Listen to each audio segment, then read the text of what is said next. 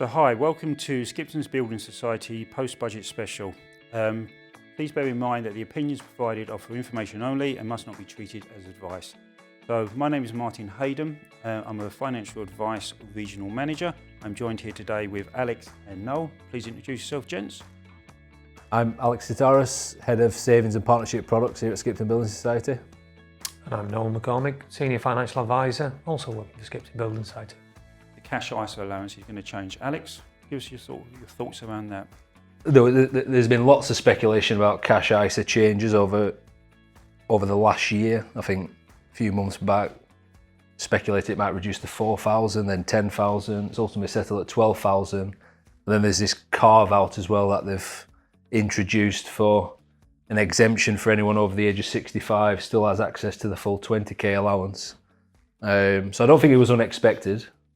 I guess again, there's been lots of speculation about that, but I imagine there will be quite a lot of uncertainty across the market and customers wondering what does it mean to them, and you know how do I maximise my savings and still keep it tax free. So Noel, then they're talking around the aim of this was to increase more money going into investing, and that do you think that will be successful? So I think for those of working age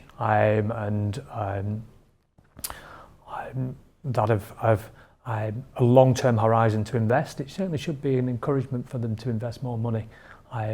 So hopefully it's a positive step forward in terms of investment returns for customers rather than relying solely on interest rates from deposit-based savings such as the cash ISA.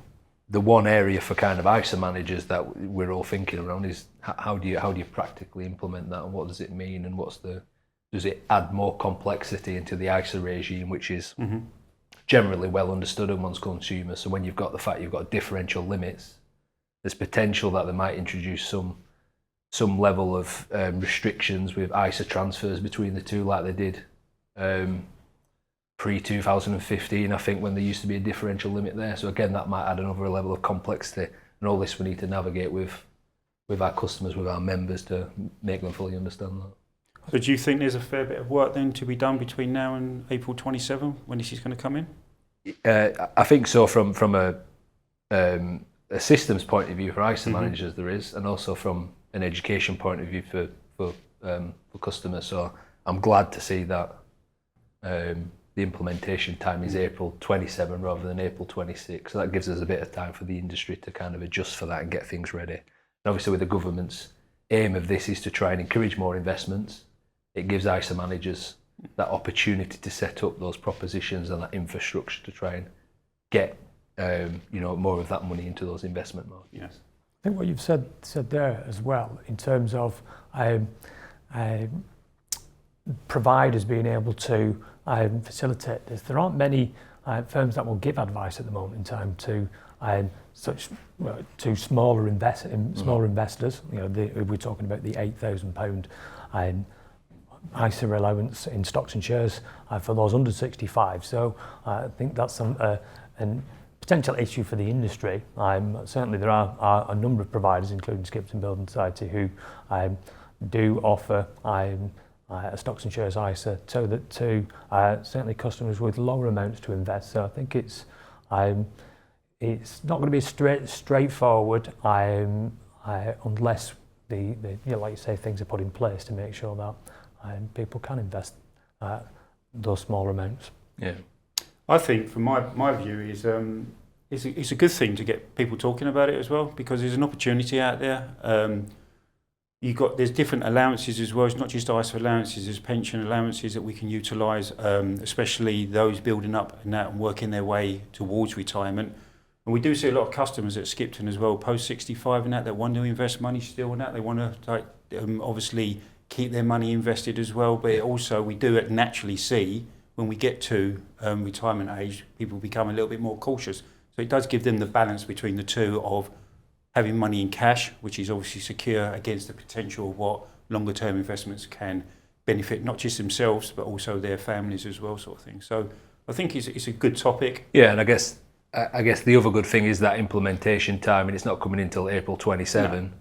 It gives customers that time to plan ahead. So let's flip it then. If we're talking about cash ISAs with tax-free allowances and that. If we look forward then to April 2027, where we see then the increase in the savings rates of tax, so going from basic rate taxpayer from 20 to 22, then the high rate taxpayer going from 40 to 42, and the additional from 45 to 47. Again, it comes back to making sure you're utilising those allowances and you know what allowances you've got available to you. So it's really important, in my view, that you seek financial advice to make sure that whatever future goals that you've got, you've got the best possible chance of achieving them by paying less tax over the duration of your life. Yeah, and even with those changes, that 2% rise, I imagine the average saver probably won't be impacted by that, because like you say, with the different tax-free schemes you've got through ISAs, personal savings allowance, pensions. What is the personal savings allowance at the moment then? So you can earn £1,000 in interest annually for a basic rate taxpayer. It's £500 per annum for higher rate taxpayers, and then it drops to zero for additional rate taxpayers. So let's move on then to the next topic, which is the income tax freeze. What we've got here is your £12,570 worth of personal allowance is remaining the same, so we don't pay tax on earned income up to that point.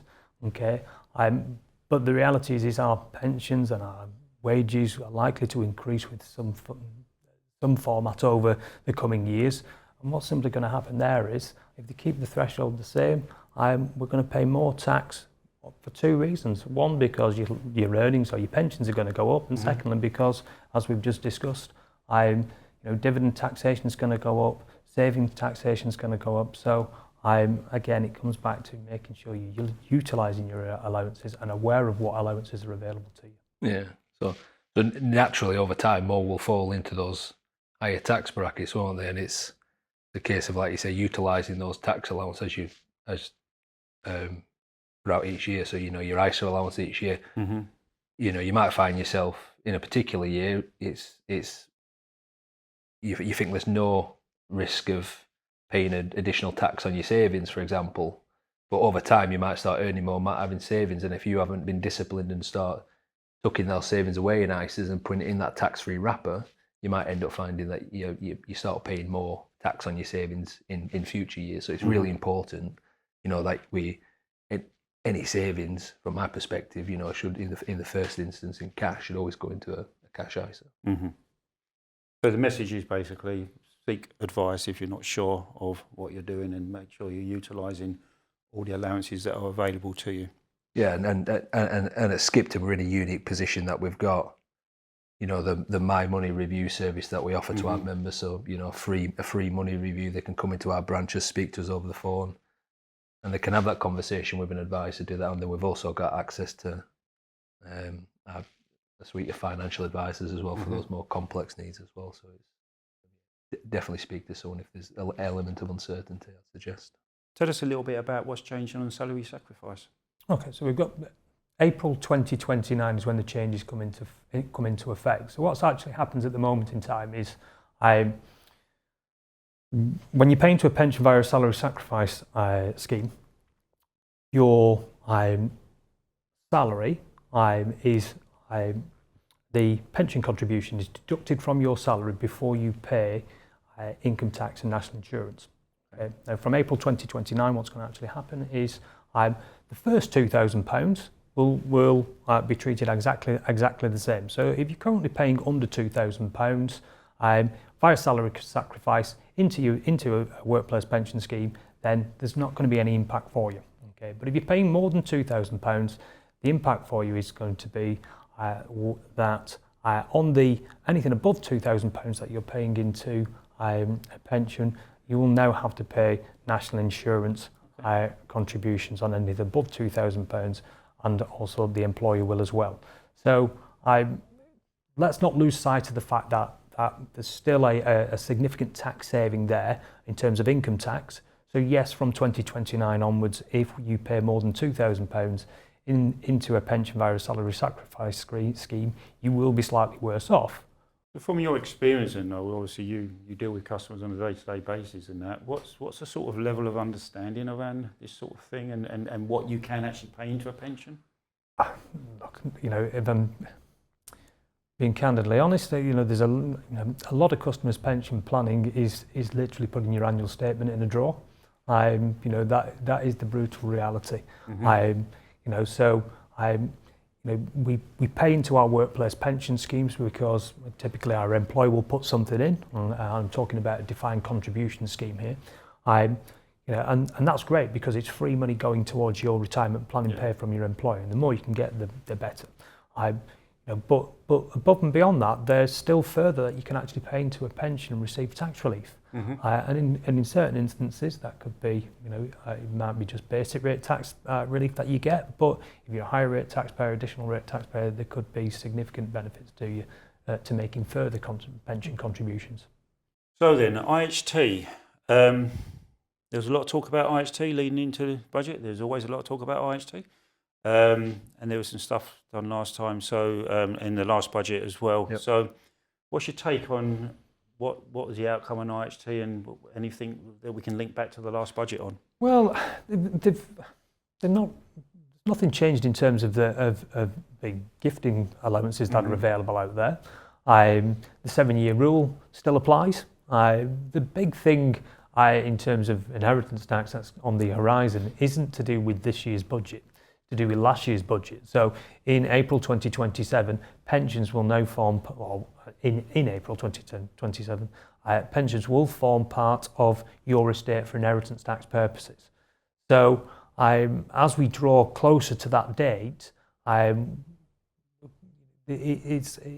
going to have to think about what are the best ways to mitigate the inheritance tax, because the inheritance tax is a tax of choice. You can do things to mitigate that bill, or you can choose to do nothing and simply on your passing, then yes, the tax will need to be paid. It's April 2027 is key date for when pensions come into the estate for inheritance tax purposes. But if you've got concerns around that, then that is definitely a call to seek professional advice. Okay, great. So as we're finishing in that, it's just a question there. So there's always a lot of rumours coming into budget, and normally they don't come to fruition. So what's your sort of can you give confidence around that, or your view on that? Well, we see this every single year, and as an advisor in a few branches in the northwest of England, over the last 2 years, it's been the 25% tax-free lump sum that I'm constantly questioned about, and nothing's actually changed. The key thing is you can only work on fact. With the cash ISA change, for example, that's been speculated all year. Yeah. At first it was £4,000 limit, which was quite a drastic drop, and certainly at the start of the year when that was doing the rounds, we definitely saw an uplift in customers coming in, inquiring about cash ISAs. We saw account openings on the increase, and then over the tax year end, as we moved from one allowance to the next, we saw unprecedented amounts of account openings and people depositing the cash ISA limit, because again there was that uncertainty around it. So like you said, it's sometimes you've got to dampen some of that speculation until it's fact. Any final words, Noel? From a point of view of when it comes to things around the budget, my advice will always be wait until the facts have been announced, and if you've got concerns, seek professional advice. Okay. And Alex? Echo the points just made there as well. I guess the one thing we didn't really cover, which was also, it was buried away a bit in the detail of the budget, was around potential changes to lifetime ISA. Okay. Yeah. So there's some information there around a potential a consultation that's going to happen in early 26, and then how it was worded alluded to a simpler and new savings account that will help first-time buyers, which will ultimately replace the lifetime ISA. So again, that's built on months of speculation of potential changes on LISA following a previous consultation. So we'll be interested as one of the largest cash lifetime ISA providers, see how that develops. We'll be actively taking part in that consultation, and again we'll be communicating to customers around the potential impact and what it means for them, particularly those who have an existing lifetime ISA.